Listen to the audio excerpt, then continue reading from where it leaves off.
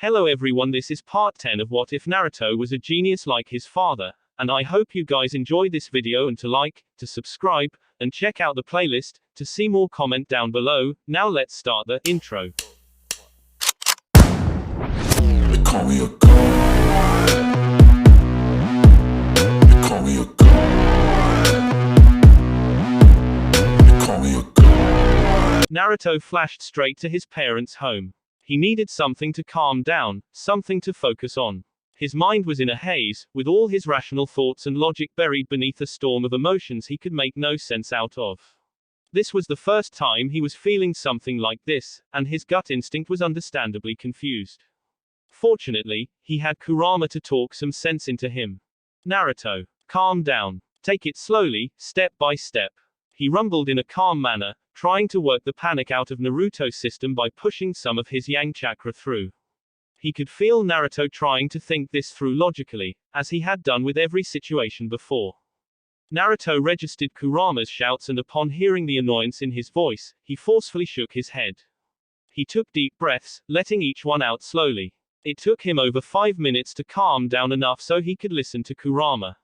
He slowly sat down in the living room sofa, right in front of his parents' portrait. He put his chin on top of his joint hands and listened. All right, I'm calm now. Sorry about that. I just didn't know what to do, he said in a neutral tone, with only a hint of confusion in it. Kurama scoffed, as you should be. I really don't see what's there to panic about. You should be jumping in ecstasy instead, having finally had your first kiss with a girl. Naruto frowned a bit. Maybe you're right. However, even if I kissed her, she is going to be my enemy on the day of the finals. I don't know what I would do. As a shinobi of the leaf, it is my sworn duty to destroy the enemies of the leaf. However, I know that I won't be able to bring myself to kill Temari. And I can't even imagine the treatment a prisoner of Konoha gets. Kurama raised an eyebrow. What you need to do is slow down. It is not up to you to decide what happens to them. That's the job of the Hokage. Your job is to simply stop them from completing their mission, by any means necessary. Naruto thought about it, weighing Kurama's words intensely. He was right, he simply had to stop the sand from achieving the goal. He figured that he might have to take some lives on the day of the finals, but he could choose to spare some. He got up, his keen mind slowly working out the various possibilities and scenarios as he made his way to the simulation. He already knew that Gaara was the biggest part of the opposition's plan, so he would have to neutralize him by any means. If he could stop Gaara, there is no other trump card that he could think of that Suna can fall back on. He could choose to spare Temari, as she can't do anything on her own. Her other brother was easy to handle as well. Based on his observations, Kankuro was a skilled puppeteer, but he was also a bit of an idiot. Both were a very small part of the entire invasion, the pawns on the chessboard. He removed his resistance seals and set the simulation to level 6. He stepped inside the room and activated the simulation with the seal sequence. As his opponent formed in front of him, he settled into his stance, eyes steely. As soon as the command was given, he dashed forward in a flash step. I will figure out what to do. XXXXXXX. The fight was tough, easily the toughest that Naruto had ever fought. The bruises and sore muscles were the definite proof of that. He winced as he rolled his shoulder, trying to relax it a bit as he exited the room. He had given it his utmost effort from the beginning, trying to end it as quickly as possible. However, he wasn't surprised at all when he was parried blow for blow, jab for jab. Neither managed to gain the upper hand on the other for a whole of 15 minutes. Naruto could not hit his opponent, but he made sure that his opponent couldn't hit him either. It soon became clear that he won't be able to gain the upper hand if he continued like this, so he activated the blazing hands technique. At first, it looked like he had gained a slight advantage, but he was forced onto the defensive when his opponent copied the blazing hands and used it against him just as effectively. Naruto absently fingered the small, burnt hole in his jacket as he walked up the basement. The blazing hands had caught him off guard for a moment, which is why there was a burnt hole. But he had managed to put up a successful defense, all the while trying to think up of something that would give him an edge in the fight. The fact that there was no pattern to identify did not help at all. It all came down to this: the only way he was beating this opponent was by catching him off guard, and capitalizing on that hard and fast, give the opponent no time to recover or think up of a strategy. However, it had to be something completely new. Something totally out of the box. It did not escape his observation that the moves he fought in the previous level did not work on the next. So he waited, all the while defending himself from his opponent. It took him the better part of 20 minutes to think up of something that even remotely had a chance of working. Blazing hands was somewhat based on the tree walking exercise. You have to maintain a constant amount of chakra on your hands or feet. However, instead of it being normal chakra, it has to be Kaiten. Kaiten was fire, and fire was weak to water, and vice versa. With this in mind, Naruto improvised. Instead of maintaining Kaiten chakra, he changed the nature to Suiten. It wasn't difficult at all, if he didn't count the constant attacking on his person. It was no surprise that the blazing hands technique of his opponent was neutralized.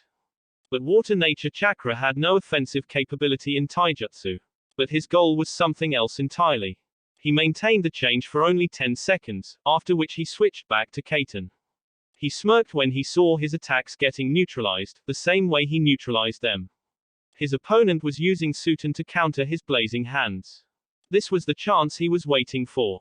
Without a moment of waste, he had flipped away and charged back. He used the potential of his danger sense to the maximum, slowing down his perception, waiting for the exact moment to strike. When his punch towards the stomach was predictably blocked by a fist, he struck. Red lightning danced across the body of his opponent, sending his electrical impulses into overdrive and spasming his muscles. Naruto had gathered a small amount of his Raiten chakra in his punch. And since the opponent was using Suiten to counter blazing hands, the water only boosted the effect of electricity on his body.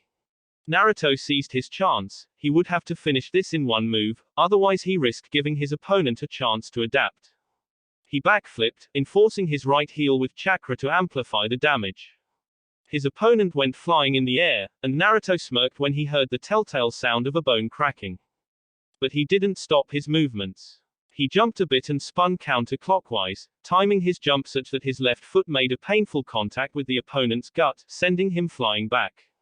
His back struck the wall hard, his head bumping back as well due to momentum. But Naruto was already flash-stepping forward as soon as his kick had ended.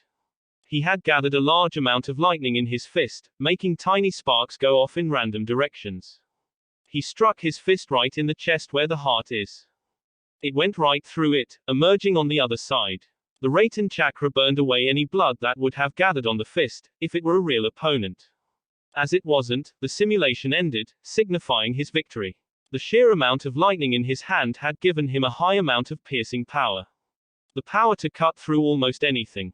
Naruto did not know, but he had unintentionally recreated something similar to the Chidori, the technique that Kakashi was infamous for. No wonder he didn't get back up, he thought as he prepared to flash away. The simulation had ended after that. His purpose was achieved. He had managed to distract himself from the whirlpool of panic he was going through. Now that his mind was focused enough, he could logically think this through on what he would do on the day of the invasion. And he had decided what he would do. For now, he needed to rest. He had an invasion to prepare for. XXXXXXX. Naruto was sleeping comfortably, a peaceful smile on his face. The sun peeked over the horizon slowly, and as soon as the first rays of the sun touched his face, his eyes fluttered open. He blinked his eyes several times to clear the sleep out of them. He then put his hands behind his head and just stared at the ceiling, attempting to piece together the facts he knew. Okay, here are the facts. Orochimaru attacked us in the second phase, making it clear that he is after Sasuke for some reason. From what I learned from Temari, the Sand and the Sound are planning a combined invasion on the Leaf on the day of the finals. So it's not just that the Sand and the Sound shinobi will be fighting each other, but the Cage will fight as well. Gigi is up against the Kazekage, and possibly Orochimaru as well. That snake just want to see the Leaf destroyed, given that he was denied the title of the Yondaime by Gigi. The fact that Gigi only cemented the fact that he would never become Hokage by declaring him a missing nin is only the icing on the cake. He wants to see the Leaf utterly destroyed. Naruto frowned heavily at his thoughts. The Leaf was in a very bad situation. He knew that Gigi must have organized his forces accordingly upon learning of the invasion 2 days ago, so he only needed to worry about himself. It was finally time to cut loose. He was ready to show the world who he really is. Though it will be amusing to see whether the world is ready to know who I really am, Naruto smirked. He completed his morning rituals and was waiting for his clone to finish making breakfast. Today he would be resting entirely, so he could fight in peak condition tomorrow. Which means he had ample amount of time to come up with a plan on how to deal with Gaara. He doubted it was simple enough to get close to Gaara to apply the 5 elements seal, for his absolute defense was nothing to laugh at. The clone was grumbling about slave drivers when he served breakfast to Naruto. Naruto proceeded to dispel the clone while he ate the pancakes. He began thinking of ways to beat Gaara as he slowly ate his breakfast. Taijutsu was out of the question, if what Gaara did to Lee was anything to go by. Genjutsu was a useless option to use against a Jinchuriki, for the beast inside them would release the illusion for them. That left ninjutsu and fuinjutsu. Gaara primarily used sand, which was a glaring weakness for Naruto to exploit.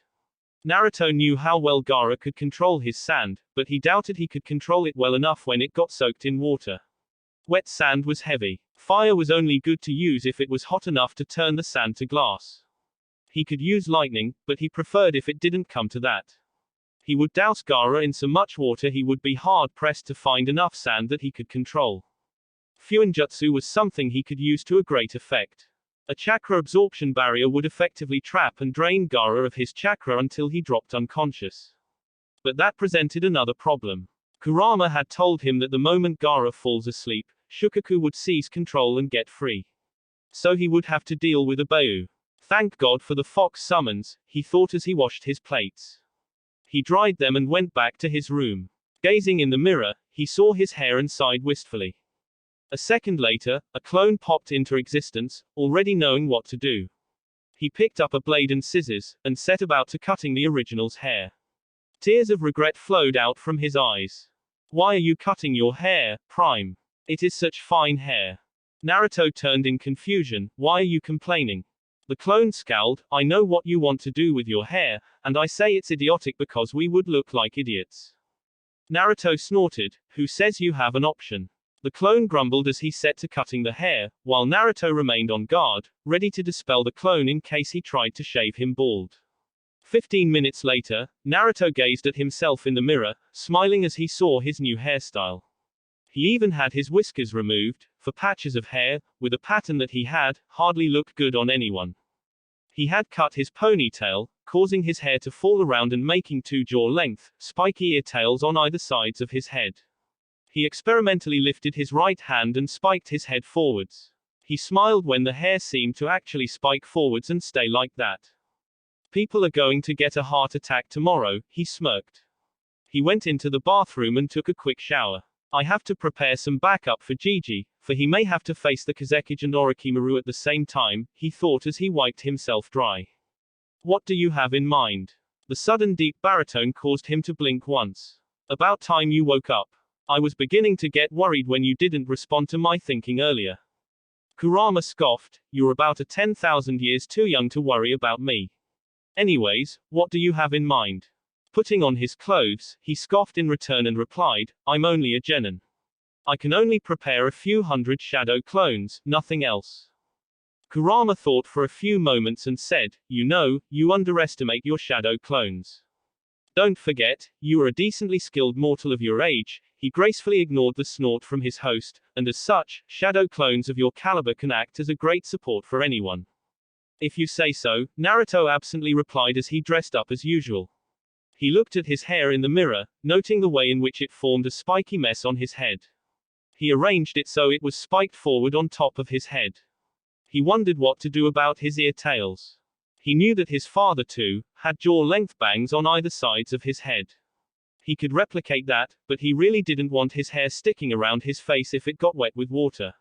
He could tie the bangs under his headband, but then it would still stick randomly when wet. What to do, what to do, what to do. It's quite rare to see someone like you, who never pays attention to irrelevant things, fussing over your hair, Kurama slyly commented. Naruto scowled, it's a relevant concern, okay. And when did I ask for your opinion on this anyways? You didn't, I was simply stating a fact, the reply was swiftly delivered. Anyways, I have something that you can try. A bit old style, but you might do some justice to it. 5 minutes later, Naruto was looking over his new hairstyle. You know Kurama, this actually looks good on me. You do have good advice sometimes. The beast snarled in annoyance, you sure have some nerve, making fun of me like that. Naruto smirked but said nothing, further aggravating the Bayu within. He had tied his bangs in the middle with bandages, and then tied his headband over the bangs. He has Ashura's hairstyle. Search for Naruto Ashura hairstyle. He grabbed 2 blank scrolls and his sealing supplies. He felt for the marker he had left on the training spot where Jiraiya trained for the last 3 weeks. He was gone in a flash. Naruto appeared in the clearing, spreading out his senses and confirming if he was truly alone or not. When he had confirmed, he sat down and opened one of the scrolls. Taking out his brush and ink, he started writing seals for a prisoner containment scroll, with a slight alteration. In just under a minute, he had completed writing down the sealing sequence. He inspected it for any mistakes, then nodded upon finding none. Standing up, he made a half ram. Around 200 shadow clones popped into existence. Alright, I want you divide into 2 groups of 100. Hi. For a second, Naruto feared that the sound of 200 people simultaneously shouting would draw someone's attention.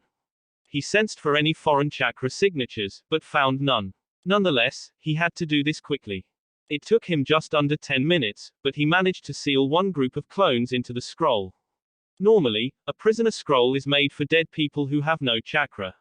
Also, it is made only for one person. So Naruto had to tweak the seals a bit so that the amount of chakra that was shaped into his 100 shadow clones did not get disturbed in any way. Also, he also tweaked the seals to allow solid, 100 constructs to safely get sealed. He exhaled a breath and did the same with the other 100. In 20 minutes, he had prepared a backup for himself and Gigi. Each backup worth 100 shadow clones. Alright, my work is done for today. Kurama, will my reserves be back to full by tomorrow? Easily. Leave it to me. I might even be able to expand them a bit. Naruto nodded, pleased with the development. All that was left, is to wait for tomorrow. XXXXXXX. Temari watched as her sensei paced their room in agitation.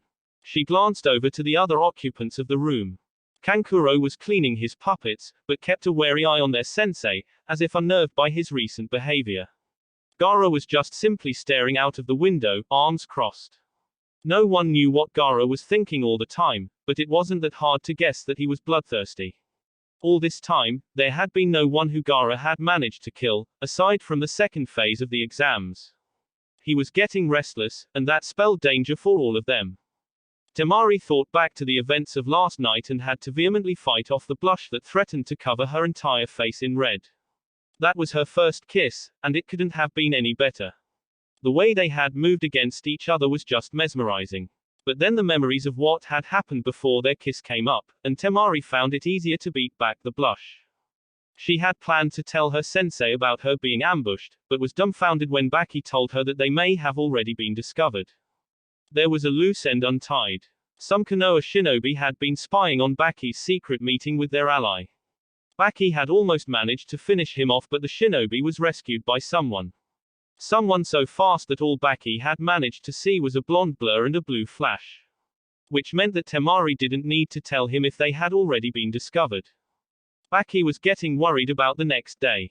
The Kazekage had told him that they would be proceeding with the invasion no matter what. So far, the Konoha forces had not shown any signs that they knew about the invasion. But he had a bad feeling in his gut, and his entire shinobi career had told him to always trust his gut. He had no choice but to ignore it and follow the orders of his leader. XXXXXXX. Morning arrived sooner than Naruto thought. He got up, thinking about what would happen today. Today, 2 things were sure to happen. He was not just going to beat Neji, no, that would be too light of a punishment for what he did to Hinata. He would show him just how little fate meant to him. He was going to utterly humiliate the Hyuga. The chances of him winning were already in his favor with his lack of a chakra network, but he would put effort for Neji. The other thing was the invasion, something that scared Naruto a bit. So many people could die, and those people would not just be the enemies, but his comrades as well. He would do whatever he could to protect his comrades, even if it meant putting himself in the line of fire. He shook his head, wiping that line of thought immediately. He would fight like a shinobi today, fast, deceptive and ruthless. He already had his plan on how to beat Gaara, whether they crossed paths in the finals, or on the battlefield. Gaara would either lose, or die. He personally preferred if it didn't come to the second choice. Getting up, he quickly got ready.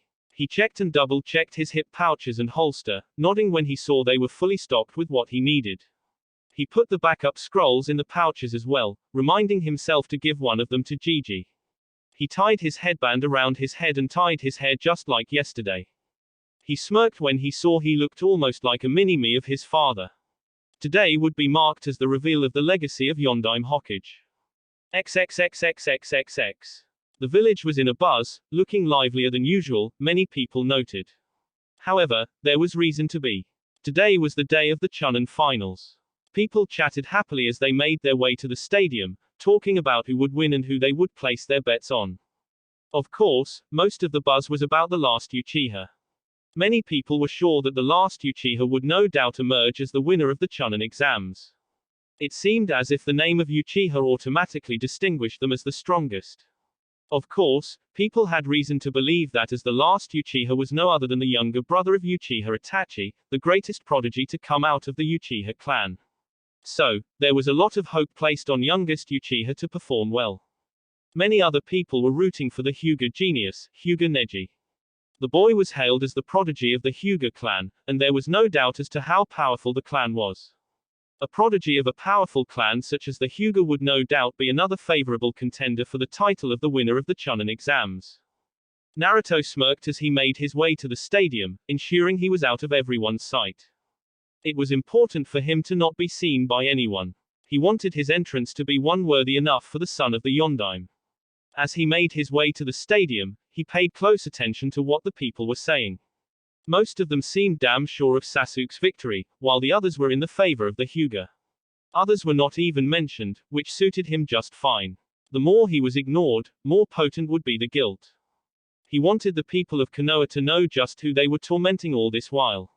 As the stadium came in sight, Naruto changed his route to arrive at the back of the stadium.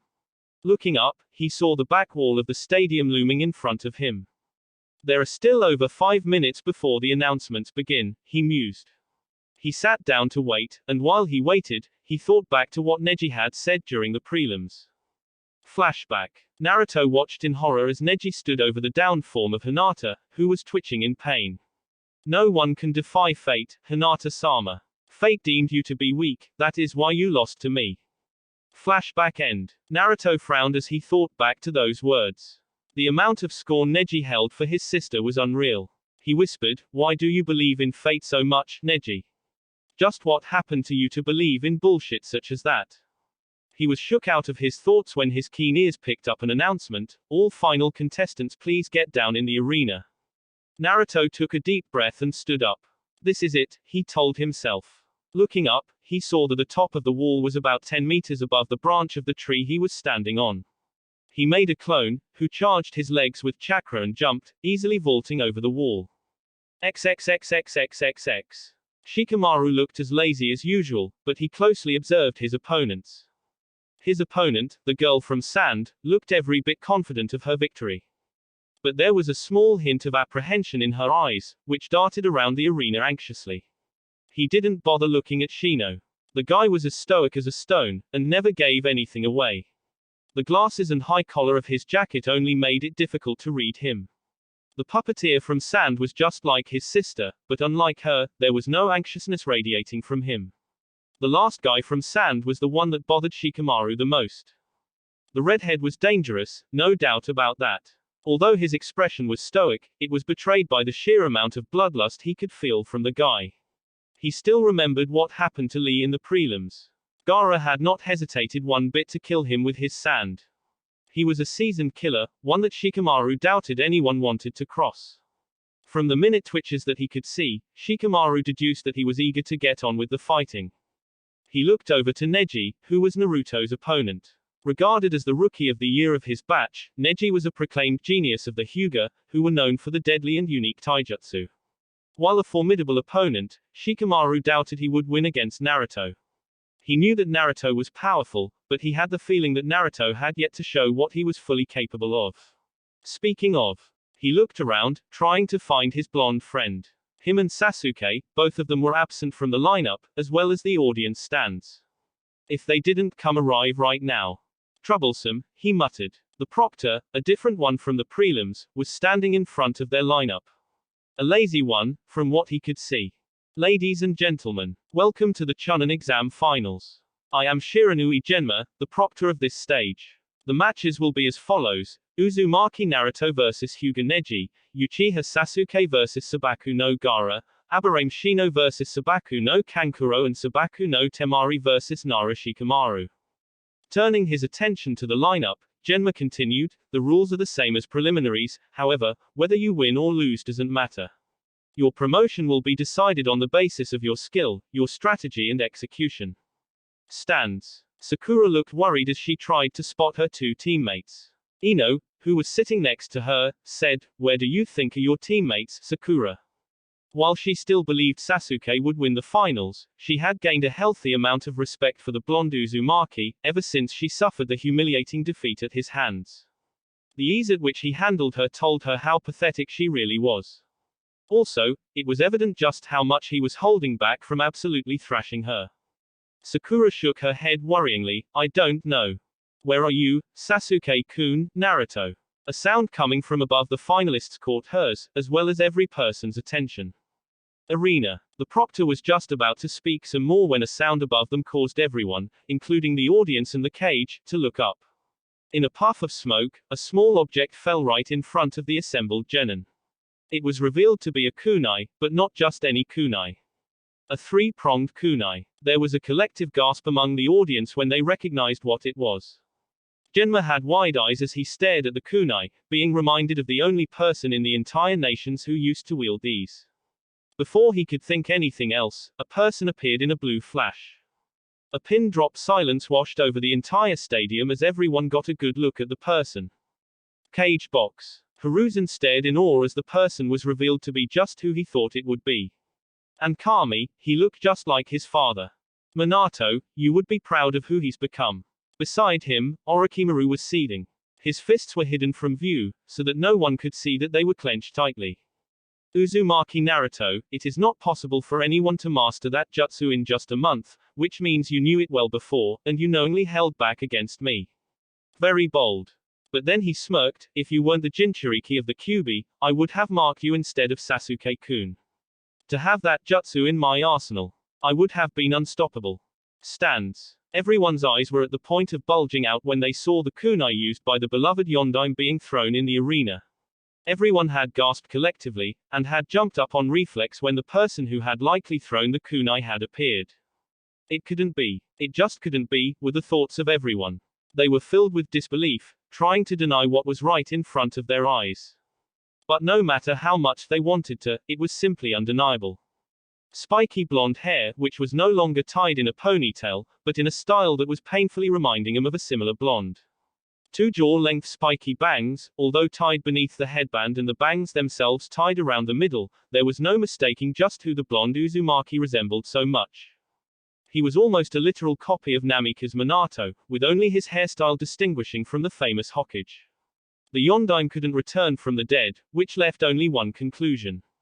To think that the demon container was also the son of the Yondaime. The crowd exploded in mutters, exclamations of Yondaime, mostly drowning any other verbal exclamation. It was something that no one was expecting to see. No one knew that the Yondaime had a legacy, and now that they thought about it, it was right in front of their eyes all the time. Guilt began to creep into every Konoha villager about how they treated the boy, who was almost royalty considering just whose legacy he represented. Is that Naruto? He looks so hot. Ino cried out as she hungrily looked at Naruto. Then she closely looked at Naruto. While he had only changed his hairstyle, he closely resembled a person that was on the tip of her tongue. Sakura was beside herself as she gazed upon Naruto's new look with a slight blush. He looks almost as handsome as Sasuke-kun, if not more. Arena. Naruto stood in a crouch, right hand grasping the handle of the kunai and eyes on the front, facing the genin assembled. He took in the expression of each of them. Shikamaru's narrowed gaze, Shino's raised eyebrows, Kankuro's frown, Temari's appreciative but slightly guarded gaze, Neji's narrowed eyes but otherwise neutral expression. But what put him on guard most was Gaara. Pulling out the lodged kunai with a slight jerk, he slowly stood up, maintaining eye contact with Gaara. Gaara's mouth almost twisted into a manic smile, but it was so quick that Naruto would have missed it if he were not looking for it. He stood up to his full height, towering full 4 inches above him. Without breaking eye contact, both of them seemed to size each other up. It was as if along with them, their Beu were also looking each other through their eyes. A new feeling washed over the assembled group. It was as if at first, there was an existing sensation of a contest between themselves. Temari and Kankuro knew that Gaara was the strongest among the 3 of them, and the genin from Konoha knew Neji was the strongest among them. It was a clash between both the groups.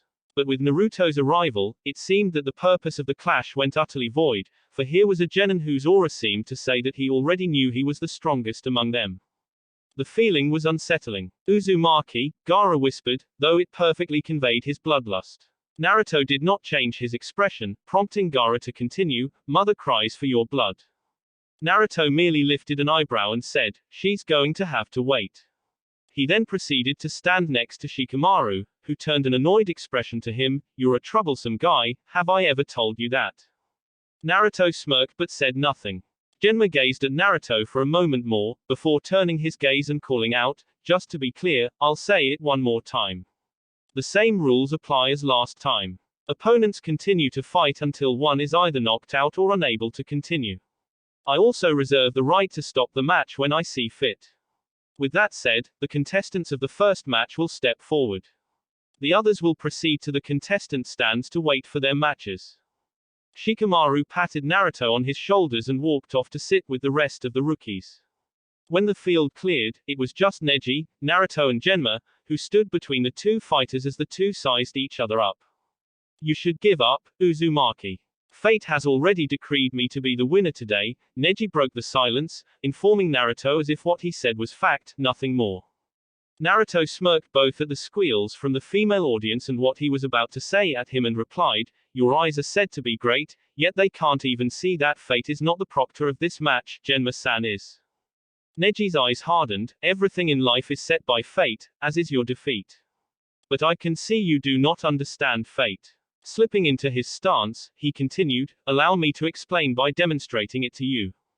Genma knew an opportunity when he saw it, and he swung his hand down in a slicing motion. Hajime. Immediately jumping back, he made a half-ram seal. 8 clones popped into existence. "Go," he commanded. All of them moved into engage. Neji did not seem alarmed at all. He calmly engaged the clones with controlled expertise, slowly but surely, dispatching them. Naruto observed that Neji's eyes never once moved in their sockets, always gazing forward. As the last of the clones was finished off, Neji was surprised a bit that another batch was already moving into engage. But no matter, they would not win. Fate had decreed him to be the victor of this match. Stands. What is he doing, using Cage Bunshin against Neji? Asuma wondered, confused by Naruto's tactics. Alongside him, Kurenai and Guy also were wondering the same thing. If he knows the Hiraishin, he could have ended the match easily, so why isn't he? With Neji's Byakugan, any type of attack using clones wouldn't work because of his all-around vision, Guy put in his thoughts. Perhaps there is more to this match than just achieving victory, that we are not seeing. A few seats away, the head and the heiress of the Hyuga clan watched the match with impassive expressions. Hiyashi paid careful attention to the Uzumaki, who was intently studying Neji's fighting style. There was no doubt about it, Naruto was the son of his old friend, the Yondaime. Had he not known that Naruto knew that jutsu that made Namikaze Minato so known, he would have been in favor of Neji's victory. But now, he felt like Naruto was setting Neji up for something. Like a predator playing with its prey, before finishing it off. He would have told Hanabi about his assurance of Neji's victory, but that was before he realized just who Neji was facing. He wisely chose to keep quiet. Arena. There, Naruto mentally exclaimed as Neji finished off the 4th batch of shadow clones. He waited for Neji to get his breath back as he prepared himself, setting into his stance. He found out all he needed to fight this match on his terms. Neji finished off the last clone and faced the original, all the while mentally cursing. While it took much longer than he estimated, he was able to finish all of them off. But that wasn't what surprised him. The clones, along with the original, didn't seem to have any chakra network at all. The Hyuga clan's taijutsu was largely based on attacking the tenketsu in the chakra network, cutting off the flow of chakra where they struck.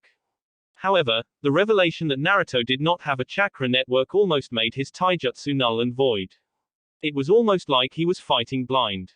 Almost. Along with learning the locations of the tenketsu, the Hyuga also learned the locations of various pressure points. With the option of striking the tenketsu out, he only had pressure points to rely on.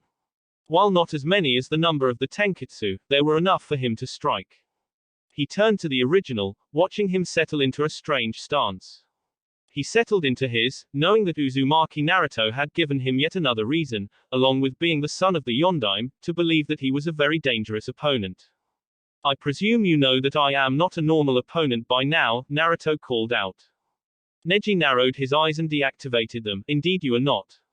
But that doesn't matter. Fate has spoken in my favor today, which is why you will lose. Naruto narrowed his eyes. If you insist on believing so much in fate, then allow me to show just how fragile the concept of fate is. With that, he moved. Almost everyone, including most of the Jonin in the stands, was perplexed as one moment Naruto was standing 10 feet away, and the next moment a foot was being barely blocked by the Hyuga. Many people thought that it was Hiraishin. However, when Neji was sent skidding back from the force of the kick, they realized that Naruto had moved so fast that the momentum had augmented the force behind the kick, causing Neji to go skidding backwards. But Naruto had only started. Wah! Neji had barely begun to think when Naruto attacked again. He was shocked at just how fast and ruthlessly he was forced onto the defensive. As he tried to block the attacks, Neji had thought that Naruto's fighting style was focused more on the strength of the attacks, rather than speed. He was promptly proved when he failed to hide his winces when he felt the force behind each of the attacks. He moved by instinct as he attempted to redirect the force behind Naruto's attacks. The speed behind his attacks was nothing to scoff at as well. While the strikes had impressive force behind them, they seemed to be augmented by the sheer speed that Naruto was using to strike. Son of the Yondaime indeed. Only years of training in the martial art of his family and developing his instincts allowed him to dodge his attacks. Even then, he was dodging and blocking by instinct only. That wasn't the only problem. His hands were feeling unusually hot. Neji's thought process resulted in a punch slipping past his guard, right into his left cheek, and he found himself flying backwards from the force of it. He prevented from landing on his back by twisting himself midair and landing on his feet. His hand came up to tenderly rub the surprisingly, slightly burnt area as he narrowed his eyes, trying to figure out just how was Naruto defying fate. Cage box. Hiruzen was thoroughly impressed when he saw Naruto engaging Neji in taijutsu. Usually, it was considered suicidal to engage a Hyuga in taijutsu, but it seemed Naruto had no such qualms. Not just that, but his taijutsu was effective enough to put a Hyuga on the defensive. And it seemed he added his own touch to it, if the small burn on Neji's face was anything to go by. Most unpredictable ninja indeed. He pulled out a notepad, which he had brought to write points on which each genin qualified for the position. He wrote down something and kept it aside. Your genin is quite impressive and bold, Hokage Dono. He must be very confident to engage a shinobi of the Hyuga clan in taijutsu, Orochimaru commented, playing his role as the supposed Kazekage. Hiruzen chuckled, I'm sure that this is only the beginning, Kazekage Dono. He will surprise us, of that I have no doubt. Mentally though, you don't give me the credit I deserve. Orochimaru. Don't think I don't know that it's you in those robes. Stands. The surprise was evident on the faces of the three jonin. Not every day you see a prodigal Hyuga being bested by the supposed dead last, now revealed to be the son of their late Hokage, in taijutsu. Guy was crying, shouting something about Naruto's youth, with Lee vehemently agreeing with him. Kami, is this really what he is capable of? Ino whispered in amazement and slight fear. She was suddenly, infinitely grateful that Naruto hadn't gone full force in their spar that day. If he had, she would have really been dead. Naruto. Sakura whispered in awe as she watched her teammate best one of the Hyuga at their own game. It suddenly became clear just how utterly huge the gap between their skills was. She couldn't even begin to see his movements, that's how fast he was. The first attack alone would have taken her out of the fight. A few seats away, Hinata watched with a slight smile as Naruto held his own against her prodigal cousin. Naruto-kun. Kiba, on the other hand, was shocked and almost jealous of the speed and skill Naruto was displaying. It made him think back to his own fight with the blonde, and he ruefully smiled at how easily he was beaten. He had grown up with Naruto, and if there was anything he could say for certain about the blonde, it was that Naruto never gave up. He could say without a doubt that Naruto had trained his ass off to reach where he is now. It sort of inspired him to become the same. After all, if Naruto could do it, why can't he? Arena. Neji hid his wince as he kept his gaze on Naruto, slowly standing up. He evaluated on whatever he had experienced so far. There is no doubt that he is physically strong, almost on the same level as Lee. I'm willing to bet that he could withstand the amount of force he dishes in his attacks himself as well. And he is fast, unbelievably so. Nothing else would be expected of the son of the fastest shinobi to ever live, after all. I never knew that it was possible to have such impossibly fast reflexes. His fighting style is lethal, but in a way I have never seen before. Every fighting style has a focal point which it is based on. Gai Sensei's Goken is based on strength, Yuken is based on precision. But his style seemingly incorporates strength, speed, flexibility and precision. It's as if he can switch to any one of them if one proves to be inadequate against one opponent. Not just that, his movements are bizarre.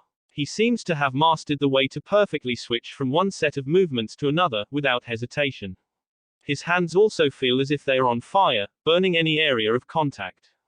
Fully standing up, he took deep breaths to center himself. I'll have to avoid his hands, no, pretty much his every blow. Am I getting to you, with that fragility of your so-called fate? Naruto asked, and no one missed the sarcasm in his voice. Neji chose to ignore that, and instead asked, how did you manage to burn my face? Naruto rose his eyebrow in a way that strongly reminded Neji of himself. He raised his eyebrows that way when his teammates seemed to suggest an utterly stupid idea. So that's how it feels to be on the receiving side of it. He felt quite stupid to be honest, and was a bit glad that he had a burn on his cheek, otherwise his blush would have been caught. What idiot reveals the secret of his or her technique, Barker? Naruto asked in a bored tone. Cage box. Hiruzen heartily laughed at the question. It was highly amusing when in his youth, his opponents seemed to spare him the thought process of trying to figure out the technique by revealing it on their own. It allowed him to create a counter-strategy quite easily. Instead of finishing him off, they seemed to choose to gloat about their techniques. What idiots. A very true question. Won't you agree, Kazekage Dono? Orochimaru forced out a chuckle, while he couldn't shake off the feeling that the old monkey knew it was him and was openly mocking him. I agree, Hokage Dono. Hiruzen smirked and turned back to watch what was turning out to be a highly entertaining match. So far, Naruto had only shown his superior prowess in taijutsu, and had yet to show something that qualified him for Chunin, except for keeping emotions under control. He had to keep his smirk from widening, for he was reminded of a younger Orochimaru, bragging about the secret behind the techniques he developed himself. What an idiot. Stands. Kiba shared the amusement with his Hokage, for he was laughing as well. He never knew Naruto had it in him to mock others. Hinata was trying to hide her giggles behind her hand. It would not do if her father caught her laughing at Naruto calling her cousin an idiot. Sakura and Ino shared no such restraints, and were full out giggling. The Jonin had mixed reactions. Asuma had snorted and had to catch his smoking stick from flying onto the head of the person in front of him. Kurenai was stifling her giggles like her student, not wanting to offend Guy for laughing at his student. Guy had an entirely different response. Instead of being offended on behalf of his student, tears came from his eyes and he clenched his fist. What a hip response. No doubt, you have passed your coolness on to your student, my eternal rival Kakashi. Needless to say, he entirely ignored insult on Neji, choosing to focus on how hip and cool Naruto's response was. Arena. Neji was barely keeping himself from turning red in embarrassment at all the giggles in the stadium that were aimed at him as a result of Naruto's comeback. Naruto was entirely amused by the giggles resounding in the stadium, but chose to keep it to himself. No need to embarrass him any further. Time to continue the fight, this time with a bit of misdirection. Neji was already worn out and trying to reduce the feeling of stupidity in himself, so when Naruto suddenly disappeared from in front of him, he was caught unawares. Naruto grinned as a solid kick connected to Neji's left shoulder, sending him flying away from him for the second time in the fight. He twisted and landed on feet, but was given no time to recover as he engaged the Uzumaki in taijutsu yet again. He activated his Byakugan this time, watching out for Naruto's no doubt, Kaiten chakra enhanced hand strikes. But for some reason, Uzumaki's hands were lacking the chakra that was making them heated. So Neji jumped at the opportunity to block rather than dodge, all the while trying to find an opening. He also deactivated his eyes to conserve chakra. He would endure the punishing force for a short while. Maybe he should taunt him a bit. You are not fighting with your chakra-coated strikes as you were doing before, Uzumaki. He smirked as he saw Naruto narrowing his eyes. It seems this is where fate draws the line for you using that technique. He was shocked, however, when Naruto, instead of getting enraged like he wanted, snorted out loud. In a surprising maneuver, Naruto locked himself with Neji, holding him in place. As much as Neji tried, he would only move if he managed to overpower him. Yeah, not happening. Neji grunted as he tried to get out of the lock Uzumaki had put him in. But as much as he struggled, he could not move the limbs of the blonde. His face twisted in a snarl, and he locked eyes with Naruto, who had a neutral expression on his face. Whatever he was going to say was thrown out of the window at the blonde's words. Only a pansy like you would call misdirection as an act of fate. He saw it, but could do absolutely nothing to stop it. Fuyuten, Repushu. Wind style, Gale Palm. A clone, who had appeared beside them without any hand seals which caused a gasp to resonate through the shinobi part of the crowd, had enough compressed air in his hands to cleanly blow Neji away almost 20 meters. Naruto had released him from the lock at the very last second. While the force was enough to send him flying, it lacked a damaging component. But instead of feeling relief, Neji only felt dread. He had a feeling that Uzumaki had planned something much worse for him. Unlike the previous times, Neji failed to add grace to his landing and as such, rolled toughly onto the ground. Remembering that Uzumaki would not likely give him time to recover, he quickly got up to his feet, just in time to see 4 shuriken converging on him with deadly accuracy. He jumped to the side to avoid them, but was surprised by the blonde, yet again. So he decided to switch to long-distance attacks. This is good for me, for I might be able to use this window to recover a bit. But that thought was thrown out of the window in the next moment. Naruto had predicted in a split second where Neji would land, after he avoided those shuriken. So, he had cleverly threw 3 kunai, wrapped with explosive tags of his own design, to that spot. Neji grit his teeth as the kunai came closer and closer. It seems I'll have to use that. Naruto watched as the kunai almost hit Neji. His eyebrows raised in surprise when Neji suddenly spun, so fast that he wasn't even visible anymore, and was covered in a dome of his own chakra. Hakusho Kaiten. Naruto activated his exploding tags just as they reached Neji, and watched with a mix of curiosity and fascination that the dome of chakra spinning around Neji completely protected him from the resulting explosion. Stands. Hanabi turned to her father. "Sama, isn't that?" "Yes," Hyashi replied instantly. His own eyes were narrowed as he clenched his fists. Kaiten is supposed to be the technique of the main house. How does Neji, a member of the branch house, know it so well? Arena. Neji stopped spinning, and couldn't really hide the smugness from his voice as he saw the expression on Naruto's face. He could gloat later, right now, he would capitalize on this small window of opportunity. No need to use the Byakugan, for he knew exactly where to strike. Naruto had immediately created 5 clones to scope out Neji's new technique and find a weakness, but his opponent's words momentarily gave him a pause. "You are now in the field of my divination," Neji ominously announced. Not wanting to give Neji the chance of using this technique, 2 of them shot forward to engage him. But this time, Neji was ready, his hands moving in a blur. 2 palms. 2 clones gone. 4 palms. Another 2 gone. 8 palms. The last one tried to shield himself. Futile effort. Even if you have no tenketsu, the physical damage from the strikes alone will send you down. 16 palms. Naruto grunted as the hand slammed into him with considerable speed. 32 palms. 64 palms. Naruto skid back as Neji finished his technique, breathing evenly. Because he chose to keep his Byakugan deactivated for the majority of the fight, he had more than enough chakra to keep going on. It was easy to ignore the physical pain when you train with people such as Guy-sensei.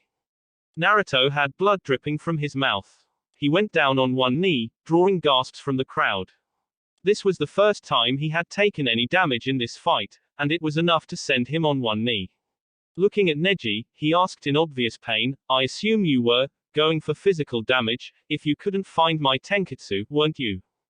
Neji felt a sense of superiority as he looked down on Naruto. No one remained in fighting condition after getting hit by the 8 trigrams, 64 palm technique. You assume correctly. While you were formidable for some time, this is where this ends, Uzumaki. I told you before. Fate has decreed that I will win today. Cage box. Orochimaru smiled under the veil, a most formidable technique of the Hyuga clan, Hokage Dono. I wonder if this is the end for the young Uzumaki. Hiruzen smiled as he wrote something down on the notepad. Don't worry, Kazekage Dono. Naruto won't go down this easily. Stands. The Jonin had confused looks on their faces. Why did Neji do that? Couldn't he see it? Guy was rubbing his chin. I don't know what Neji was thinking when he did that, but it clearly didn't work the way he might have expected. While the news that Naruto didn't have a chakra network was quite staggering, they wanted to see how Neji would work his way around it. The genin, on the other hand, were different parts worried and resigned. Kiba, Hinata, Sakura and Ino wore worried looks as they looked at Naruto. Naruto-kun. Hinata whispered in worry, knowing just how formidable the technique that Neji had used was.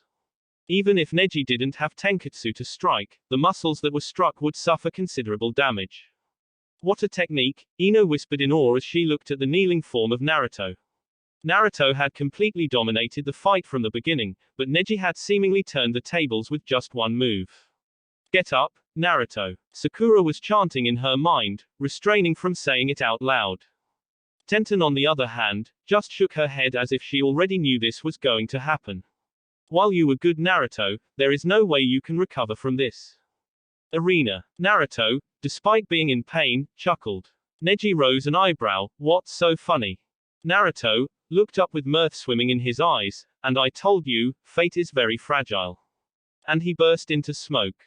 Cheers erupted from the crowd as it was revealed that the Uzumaki had pulled a fast one on everyone, including Neji. The said genin cursed as he activated his Byakugan and looked around. He almost gasped when he found out where Naruto was, but wasn't able to react in time. Naruto burst from the ground behind him, a predatory grin on his face and body already in motion. Neji was able to angle his body so that his left shoulder took the hit instead of his head. But he winced as the already abused shoulder took another hit, and he was sent toppling away.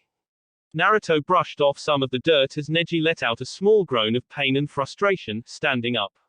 Most people don't think to look down at the last second. Am I right? Neji said nothing as he gazed scornfully at the smirking blonde. You made the mistake of deactivating your eyes.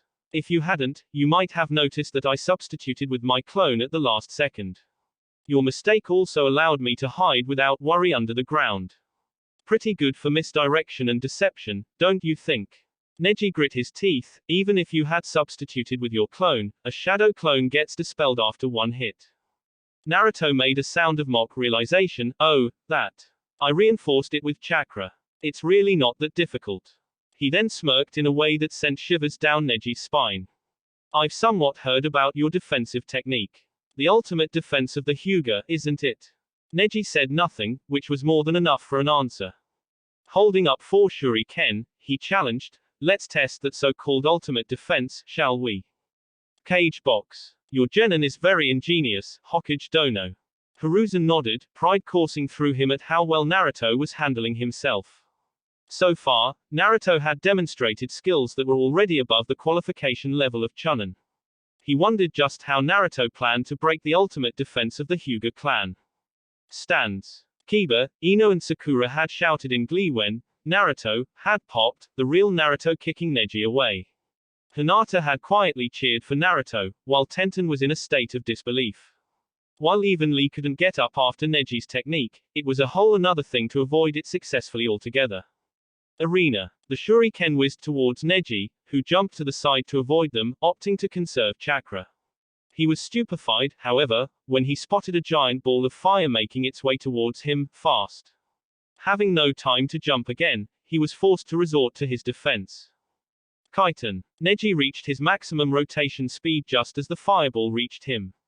The fireball crashed into the spinning dome of chakra, taking only 5 seconds to disperse, which was 4 seconds too late for Neji. It was hard to accurately keep track of your surroundings when you were spinning at a really high speed. So one moment Neji was inside the dome, the other moment Naruto was inside with him. Wait, what? This time, Neji didn't even have time to be fully surprised as he was punched in the face, hard. The sudden application of an external force disrupted the Kaiten, and Neji was bodily thrown through the fireball. I'm really getting tired of being thrown like that, Neji lamented as he stood up once again, a bit burnt from going through the fireball. Stands. Asuma and Kurenai were gawking at the way Naruto broke the defensive technique. One moment he was standing outside the dome, the other moment they all saw him disappearing and appearing instantly inside the dome in a blue flash. Hiraishin, Guy whispered in awe. Even he had not found a way yet to break that defensive technique. But if the Hiraishin could surpass defenses with such amount of ease. It really was a terrifying technique. No wonder the Yondaime was so feared. Cage box. I really have no more words to describe how impressive that genin of yours is Hokage Dono. To learn and master the Yondaime's most feared technique at such a young age is no small feat, Kazekage complimented. Hiruzen smirked and nodded. That was a masterful use of the Hiraishin. Naruto must have marked Neji at the very first opportunity. Also, to be capable of using 2 elemental natures is very impressive, Orochimaru complimented. Hiruzen accepted the compliment on behalf of Naruto with a nod and a smirk. Arena. Neji breathed heavily as he gazed at Naruto. He was down to just a quarter of his chakra reserves, while Naruto had yet to show any signs of fatigue. What he didn't know that Naruto's chakra reserves were so much larger that he had only used a small drop of the entirety yet. How did I break your defense? Naruto helpfully finished it for him. When he saw him nod, he sighed.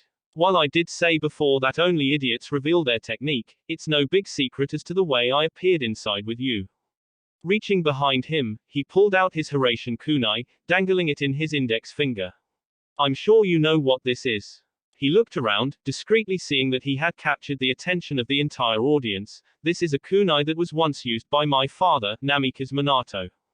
Mutters rose in the crowd in response to the confirmation of their thoughts from before, but quickly silenced when Naruto continued. The Hiraishin no Jutsu is a space-time technique, a combination of ninjutsu and fuinjutsu. Basically, this formula here, he showed him his imprinted formula, acts as a beacon for me. Wherever this formula is, I can teleport there without any problem. That means, the reason I was able to get in there is because you already have a mark on you. Neji had never widened his eyes this much in his entire life. He desperately searched for the place where Naruto had placed his formula, and found it beneath his forearm. Never before had he been so outclassed in a fight. How had he failed to notice such a simple thing? Naruto spun the kunai, catching it in a reverse hold. The look on his face was almost as if set in stone. It was the same look the yellow flash gave to his enemies before killing them. I could have ended the fight the moment we engaged in taijutsu. In another scenario, if you would have been my enemy and not a comrade, you were dead the moment I put this mark on you. Silence rang in the entire statement as the cold truth of the words hit each person. It was only now that they realized just how truly dangerous and lethal the Yondaime's use of this jutsu was. It was basically as if you were marked by death. If you had this mark, there was no escape for you. Then why didn't you? Naruto raised an eyebrow, and put the kunai back in his pouch. Tell me something, Neji. Why do you believe in fate so much? What gives you the excuse to claim that everything is fated to be? Neji looked surprised for a moment, but then his eyes hardened. He reached for his headband and removed it. Because of this, he said, pointing to a green seal on his forehead. It was a cross in the middle, with hooks on either side of the cross. The birdcage seal is given to the branch house members of the Hyuga clan by the main house members. While it may seem that both the houses are family, it is a lie. The cold reality is that the branch house members only act as servants to the main house, he explained. Naruto didn't attack him when Neji closed his eyes, instead opting to hear his story out. The seal is given to the branch house members to protect our prized bloodline from falling into our enemies' hands. After the death of a house member, the seal activates and seals the abilities of Byakugan. By that, I mean this seal binds us until death. A destiny from which we cannot escape. Neji told him about the Hyuga incident which happened 8 years ago. How Hinata was almost kidnapped by the ambassador from Kumogaku no Sato. How the village had demanded the death of Hyuga as compensation, how his father was offered instead. Till the end of the explanation, Naruto did not allow one speck of emotion to show on his face. When Neji was finished, then Naruto spoke. You speak that it is fate that the branch family will always remain bound, yet you contradicted your own belief when you tried to kill Hinata in the prelims. You tried to divert from your predestined path. All of this, because you hold a grudge against the main family. Neji finally lost control of himself. My father was taken away from me because Hyuga couldn't take the responsibility for his actions. My father had to give his own life, just so Hyuga could keep on living. Naruto said nothing for a while. Neji thought he had got through the blonde, but was shell-shocked when he heard Naruto's next words. I already planned on winning today, but I'll say it just for you. I won't be losing to a coward who's always blaming all of his problems on some nonsense such as fate. Someone as ignorant as you is in no position to lecture me, Neji shot back. You can never understand what it's like to be burdened with a symbol you can never be rid of. There was a pin-drop silence in the whole stadium. The whole audience felt the impact of the words. Neji couldn't have been more wrong. The senior shinobi feared Naruto would lose it, even the Hokage. But thankfully, Naruto kept a tight lid on his emotions. It wouldn't do losing it in the center of a crowd. Naruto sighed wistfully, whispering, "You're wrong. I know exactly how it feels, but enough talk." He finished in a strong voice. He made a ram seal, and Neji felt that it was better to be cautious rather than just wait and see what happens. Immediately, he jumped back, or tried to anyway. It wasn't as if he was paralyzed, but it felt like his body was stuck in mud. Just as you have to struggle to move your limbs when drowned in water or mud, Neji had to struggle to just move his arms. It was as if he was stuck in clay. What the hell is this? Naruto was calmly walking forward, now that he had successfully activated his seal. Resistance seals. While normally used for training, it's somewhat unusual to apply it in combat. You are currently experiencing a level 3 resistance. Fuinjutsu is perhaps the most versatile of the shinobi arts, won't you agree? Cage box. Your genin is just full of surprises, Hokage Dono. To make use of seals so efficiently in combat, with just his chakra, it's almost as if he is already an expert. Not many choose to study that particular art. Hiruzen chuckled and replied, Naruto is more than just skilled in Fuinjutsu. He is perhaps the most skilled person I have ever seen. Not surprising, if you consider just who his father was. The other, Cage, nodded in approval. He definitely qualifies for Chunin. To think he had managed to put a Hiraishin and a resistance seal on his opponent. He had been several steps ahead of his opponent right from the beginning of the match. Hiruzen absently nodded, choosing to focus on the match. Taijutsu, Ninjutsu, Fuinjutsu. Stands. I didn't know Naruto knew Fuinjutsu like that. Ino exclaimed. Sakura smiled, proud of having a teammate like Naruto. Naruto is an expert in them, you know. Kiba hollered, Yosh. Go, Naruto. Tenten was dumbstruck just how many steps Naruto had been ahead of her teammate. The Jonin were beside themselves. Asuma was rubbing his head. You know, he really is quite well versed in sealing for his age. Not many people can apply seals with their chakra just like that. Kurenai nodded, and both of them tried to block out guys shouting of how youthfully Naruto was displaying his skills. Arena. Neji stood rooted to his place, and to his horror, Naruto came running towards him, with him being unable to do anything about it. He received a painful punch on his right cheek, and the force behind it was enough to send him stumbling to his left. It hurt, considering he was experiencing resistance in his movements. Naruto was suddenly in front of him, punching at the same spot again. Only this time, it hurt a lot more than before. The result was the same. Neji went stumbling to his left. Finishing it off, Naruto 540 kicked the side of his head with such force, that Neji could have sworn he saw stars in front of his eyes. He was sent onto the ground, and this time, there was no getting back up. You might think that it was because of the resistance seal, but no. He had taken way too many hits, and his body had finally given up. Neji could do nothing but glare at Naruto as he crouched in front of him. I told you, Naruto stated softly. Fate is a fragile concept. Our destiny is never set in stone, Neji. I am not strong because I was fated to be. I chose to work hard to reach where I am now. Hinata calls you Neji-ni-san, doesn't she? You really should stop treating her like the way you do. She only wants to unite the branch family with the main family. She looks up to you as her big brother, it is only fitting you treat her like your sister. It's time you stepped up and stopped using fate as an excuse. He then removed the resistance seal from Neji.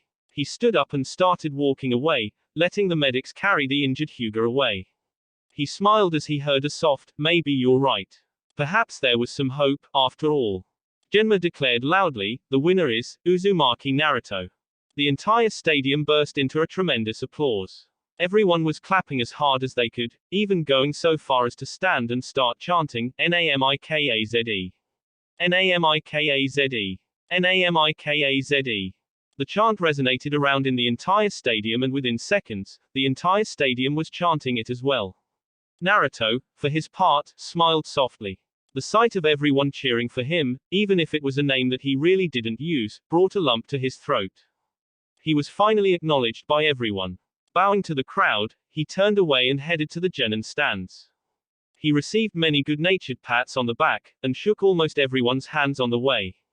The words, great job, and congratulations, rang frequently in his ears. He just accepted them all with a smile and continued on his way.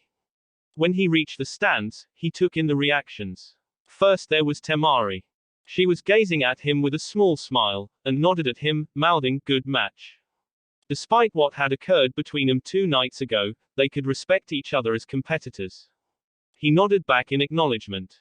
As he walked by her, her brother was next. He just scoffed and turned away, but Naruto could spot small beads of sweat. Smirking, he continued. Gaara was staring at him, arms crossed. His expression gave nothing away, but his body twitched every now and then. Naruto spotted the cork on his gourd shaking, as if the sand was struggling to come out of it. He didn't wait to see if it would actually come out. Shino gave him a nod of respect, acknowledging his strength. Good job, Naruto. Naruto nodded back, thanks. Naruto didn't need to guess the response of Shikamaru. Troublesome, the shadow user sighed, further slouching, if possible. You just had to go and cause a ruckus, didn't you? Naruto snorted. It was true, the crowd was still chanting his name. He shrugged in mock modesty, what can I say, I'm just that charismatic and awesome. Would Uchiha Sasuke and Sabaku no Gaara please come down? Cage box. A splendid display of skills, I say. Don't you agree, Kazekage Dono? Indeed, Hokage Dono. I really didn't expect this match to be this entertaining. Hiruzen smiled as he gazed at the blonde genin, soon to be Chunin. Well done Naruto. You performed better than expected. Though you could have ended the match far more quickly, you chose to amend Neji's ways by proving him wrong. You just might have gained a friend and a trusted comrade in him. He then frowned. It seems Naruto's teammate, Sasuke-kun still hasn't arrived. And I can't spot Kakashi among the Jonin as well, he thought, looking at where the Jonin senseis were standing. He shook his head slightly in disappointment. Kakashi, your habits just cost your genin his chance at promotion. He motioned the Jonin that was standing as his guard, informed the proctor that Uchiha Sasuke is disqualified due to his lateness. Orochimaru frowned beneath the veil. He didn't want the Uchiha to be disqualified as he wanted to see how much Sasuke had improved. Hokage Dono, can we not give him 5 more minutes to arrive? I am eager to see my son test his skills against the last Uchiha. Hiruzen kept his face carefully neutral. He knew exactly why that Kazekage wanted to see the last Uchiha in action. Apologies Kazekage Dono, but I cannot allow any favoritism towards my shinobi, last Uchiha or not. Following the orders of a superior is an important part of being a Chunin. By not showing up on time, Uchiha Sasuke is showing insubordination. I cannot, in good conscience, allow such a genin such as that to progress to Chunin. He may try again in the next exams after 6 months. Orochimaru frowned. That won't do. Then perhaps a compromise is in order. It would be rather disappointing if he did not fight today, as many of the visiting nobility came here specifically to see the Uchiha fight. How about disqualifying him and denying him the chance of promotion, but allow him to fight in an exhibition match at the end of the tournament against the winner? That would allow the crowd to see the Uchiha fight, but still punish him for insubordination. Hiruzen thought it over a bit. If he disqualified Sasuke, Gaara would be declared the winner. According to the match-ups, Gaara would then fight the winner of the first match, which was Naruto. While he was a bit worried about letting Naruto fight such a dangerous opponent, he had confidence that Naruto would be safe.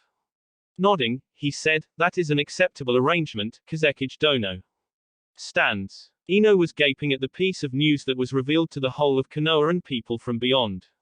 To think that Naruto, the dead last of their batch and the foremost prankster of Konoha, would turn out to be the son of the man Konoha almost worshipped.